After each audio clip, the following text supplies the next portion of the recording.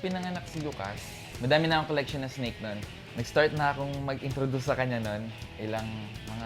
Wala pa siyang 1 month. Nilalagyan ko na siya sa sa mga paa. Or sa tabi ng bed, nilalagyan ko siya nun. Kasi parang gusto ko mangyari sa kanya, parang pag lumaki siya, mahilig din siya sa mga animals. Siyempre, pareho kami ng pagkakasunduan, yung mga pagkikwentuhan. Okay, tsaka si Lucas, year of the snake. Kaya, more on snake. More on snake, Nasakto din na snakes din. Yun. Tapos, ilang months siya ata, binila na siya namin ng, yung blue tongue skink. Blue tongue skink yan. Tapos, nung natuto na siya umupo, nilalagay siya namin sa floor. Tapos, hinihimas.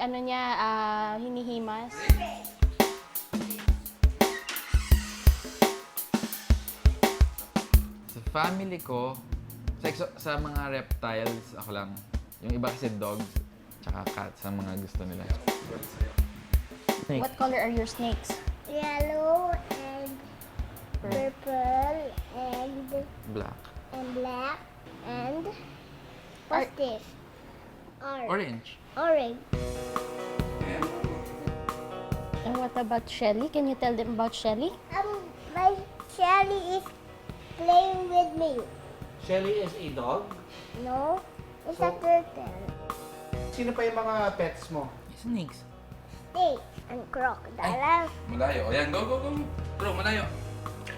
Kasi ang kino-consider lang talaga nating companion animals ay ang mga aso at pusa. Sila lang talaga yung pwede nating kasama sa bahay.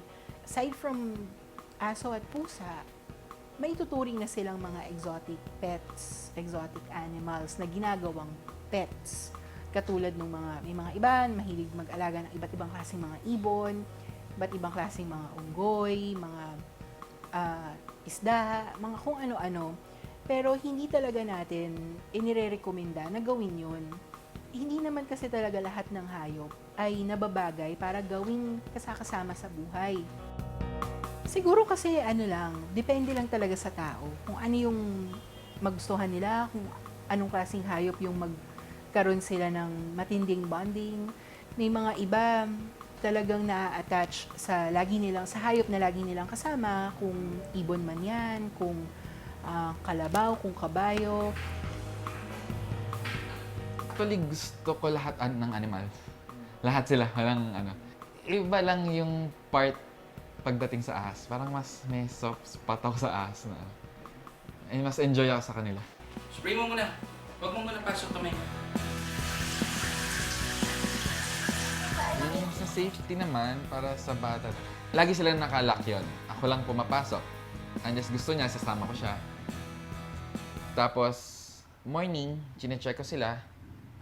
Tapos, bago rin matulog sa gabi, chinecheck ko. Hine-head count ko mamaya, baka wala. Hine-head count ko sila, kompleto, pag okay naman. Tapos, chinecheck ko rin yung mga enclosure. Dino-double check ko lagi yung mga lock.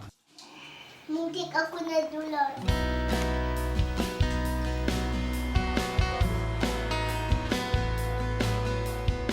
Yung bonding namin, yun nga, dahil sobrang hilig niya sa animal.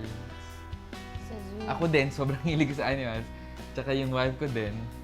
Sa zoo kami nagpupunta. Kahit napuntahan na namin siya, pinupuntahan ulit namin siya. Pero para sa kanya kasi parang laging yung nangyaring iba pag nandun. So, pero kabisado niya na, tinuturo niya na yung siguro gusto lang niya talaga nakikita yung mga animals. Pag stress ka, di ba? Parang relax ka pag parang lahat ng hype naman ganun Nakaka-relax sila.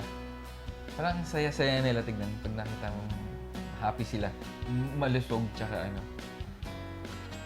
Ako, happy ako pag ganun. Kaya madalas ako pumupunta sa reptile room, tinitignan ko lang sila. Happy na ako doon. Dalawa sila lagi nandun.